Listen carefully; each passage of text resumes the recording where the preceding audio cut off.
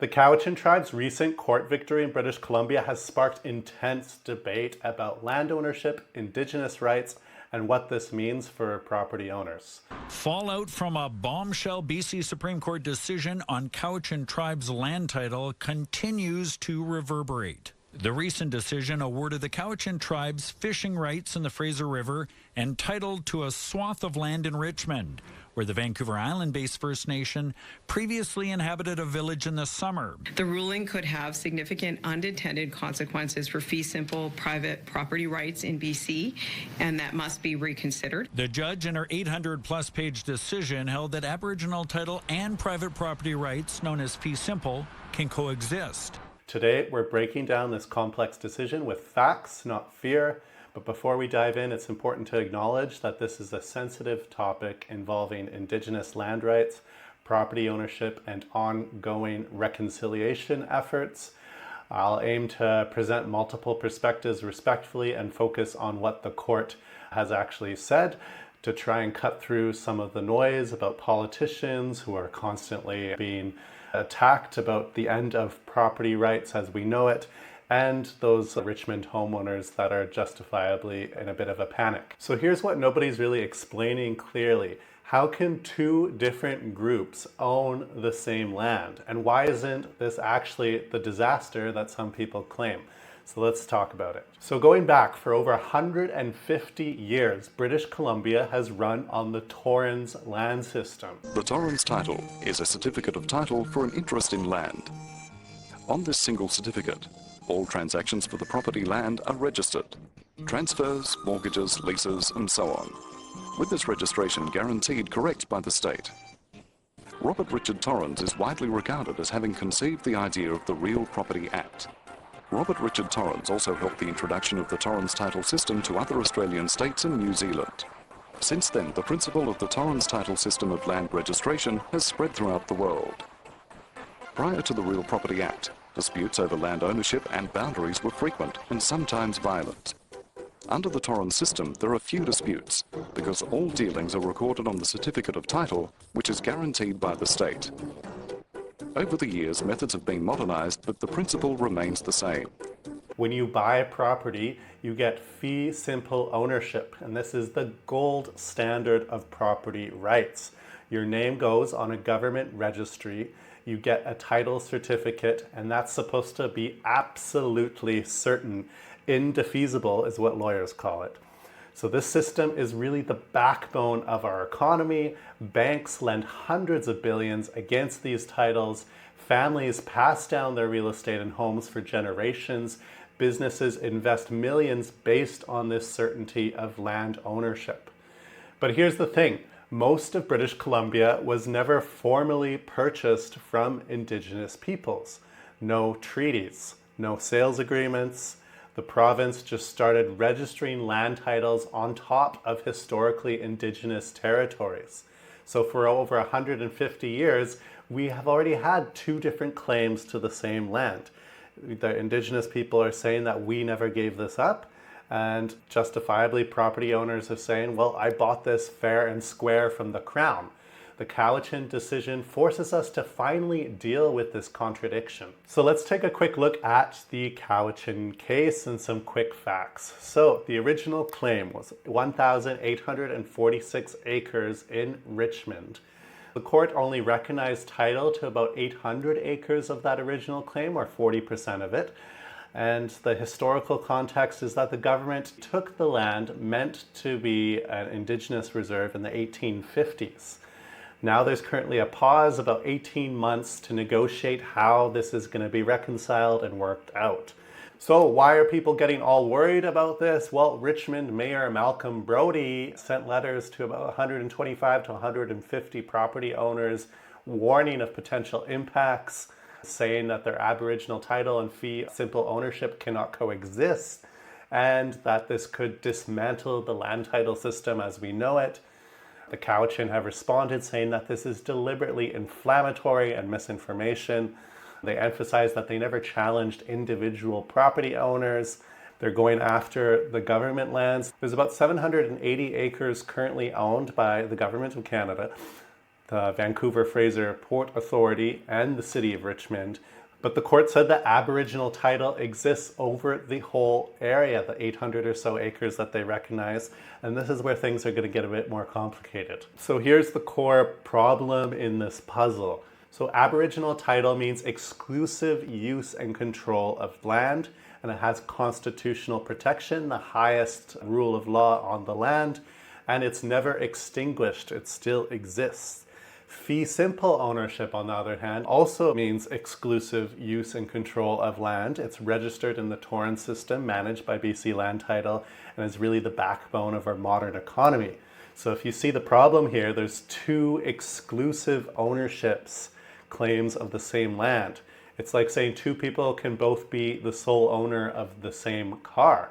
So how do we square this circle? There are three approaches emerging. So the first approach is the Haida model. Earlier this year, David Eby and the BC NDP and the Haida Nation created a template. Think of it like a layer cake. On the top layer of the cake, private property rights are going to remain completely unchanged. So you're going to keep your title, your deed, your everything. It's still in the Torrens system, and banks will still give mortgages. And then at the bottom layer, you have Aboriginal title, which is recognized but dormant for private land. So it's like somebody else owning the mineral rights under your property. It's not, in this case, it's no longer the Crown. So this concept exists legally, but it doesn't affect the surface use and your enjoyment of the property. The key here is the Haida Nation contractually agreed to honor all private property. They get control of government lands, resource revenues, and gradual jurisdiction over their territory, but private property stays private. In this case, in Haida Gwaii, only about 2.2% of the land was private property anyway, so everybody won and the system continues. So the second approach, which is maybe more of a negotiation path. So for the Cowichan and for future cases that will be brought up due to this, a negotiation could produce a few options. Something like a land swap. The government would give different Crown land, private property would remain untouched, and the First Nation gets equivalent value. Another option could be economic participation. A share in the property transfer taxes is being explored, and a percentage of resource revenues and municipal tax sharing agreements. And then option C is more like a co-management model. So they're going to have joint decision making on development permit applications and First Nations consent for major projects and some shared governance models. The point is that there are creative solutions that can honor both our Torrens land system and Aboriginal title. So here's something that might reassure my viewers in Victoria and southern Vancouver Island. Our situation here on the island is completely different from Richmond's. Back in the 1850s, James Douglas actually signed treaties covering Victoria, areas of and parts of Nanaimo. These Douglas treaties, while controversial in their own right, dealt with about 930 square kilometers of land. The First Nations signed those agreements, received compensation, and the land was formally transferred to the Crown. So that's why Victoria residents aren't seeing these cases, and I think you can be rest assured that we won't. Treaty land is settled land, legally speaking. The Douglas treaties covered most of Greater Victoria, the peninsula, parts of, and areas around Nanaimo. Yes, there are ongoing disputes on what those treaties actually meant and whether promises were kept, but the fundamental question of land title was addressed over 170 years ago. So the difference here is that Richmond and most other areas of British Columbia do not have a treaty, and that's why we're seeing these court cases come out today. So to get into the hard truth, there are three kind of realities here. Firstly, the uncertainty only exists where there are no treaties. And most of BC never signed anything with the Indigenous groups. Secondly, the idea of a modern democracy seizing private homes, it just doesn't happen. I believe the Cowichan know this.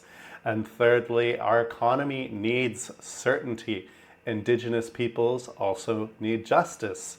The Haida Agreement proves that we can have both. So moving forward, here's what could happen. Governments are likely going to stop kicking this can down the road every year of delay. means more and more litigation, more uncertainty, and they can negotiate now while there's still some goodwill. For property owners, I think you can rest assured that your title is safe, but understanding the history of the land that you're on can support negotiated solutions that can bring certainty to everybody. And lastly, I think for First Nation groups all across the province, they'll continue to use these legal challenges, continue to be patient with the system that has delayed them for so long. And for all of us, we need to recognize that reconciliation isn't about taking from one to give to another. It's about finding ways for everybody to move forward. So I really do think that the Cowichan decision isn't the end of property rights. It's the beginning of an honest conversation about how to deal with two legal systems and make them coexist. Yes, this is complex and goes way beyond the scope of this video and my personal knowledge. Yes, it's going to challenge our assumptions, but the alternative is just endless litigation, unresolved claims, and permanent uncertainty, which is worst for everybody. Historically, our nation has built a railway across one of the largest countries in the world. We've managed to deal with these French and English legal systems. Hopefully we can figure this out too. The question isn't whether Aboriginal rights and property rights can coexist. They're going to have to. We're all here to stay. The only question is, do we do this the hard way through further decades of court battles or the smart way through negotiation? I know which one I... So what's happening next? Well, it looks like multiple parties are going to be appealing. Governments and other First Nations group. That could take another 2 to 10 years to go through to the Supreme Court of Canada. An alternative is a negotiated settlement, could happen much faster. So what are your thoughts on this decision? Let me know in the comments below, but please keep the discussion respectful. This affects real people on all sides. If you found this explainer helpful, consider sharing it with others who might be confused or concerned about this issue. Remember, we're all here to stay. The question is, how do we move forward together?